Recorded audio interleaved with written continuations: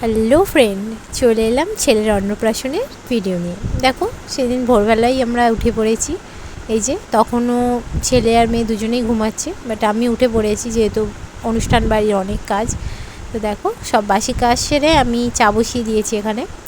তো এবার দেখা হচ্ছে, দেখো চাটা খেয়ে এবার আমি চান করে নিয়েছি। তো চান করার পরে এই যে সব জোগাড় করে রেখেছি শীতে টিদে ওই নাপিতে। তো নাপিতও এসে গেছে, ওকে আমাদের নিয়ম আছে ন্যাড়া করাতে হয়। তো এই যে নাপিত ন্যাড়া করাতে বসে গেছে।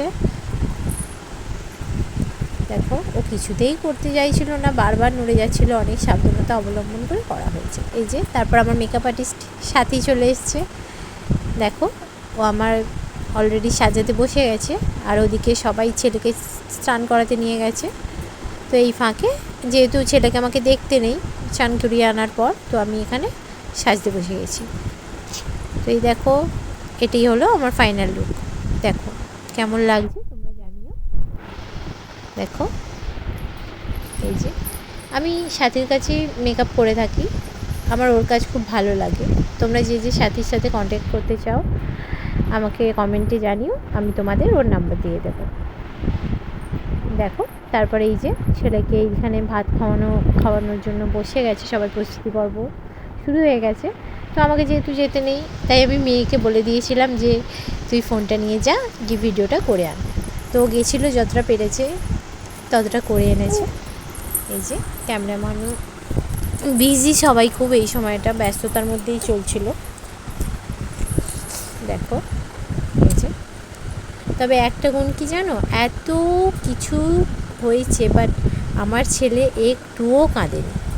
ও খুব মিষ্টি ছেলে হয়ে, ভালো ছেলে হয়ে সবার সঙ্গে ফটোশ্যুট করেছে, সবার সঙ্গে সমানভাবে তালে তাল দিয়েছে। সত্যি বলতে এই দিনে অনেক বাচ্চারা কেঁদে থাকে, ঘিনঘিন করে, বাট ও কিন্তু দেখো কি মিষ্টিভাবে সব কিছুকে উপভোগ করছে। এই যে তো ওর মামা ওকে নিয়ে বসে পড়েছে ভাত খাওয়ানোর জন্য। এই যে তারপরে আমরা এখান থেকে চলে গেছিলাম একেবারে লজে। এই যে আমরা লজে গিয়ে সেখানে অনেক ফটোশ্যুটের পরে, এটি লাস্টে বাড়ি আসার কিছুক্ষণ আগের ভিডিও। তো মাঝখানে এত ব্যস্ততার মধ্যে ছিলাম, লোকজন এসে গেছিলো, তো আমি আর ভিডিও ক্লিপ তখন নিতে পারিনি। তো কিছুটা এই যে লাস্টে ভিডিও তুলেছিলাম। তো দেখো, টাটা, তোমরা সবাই আমার ছেলেকে আশীর্বাদ করো।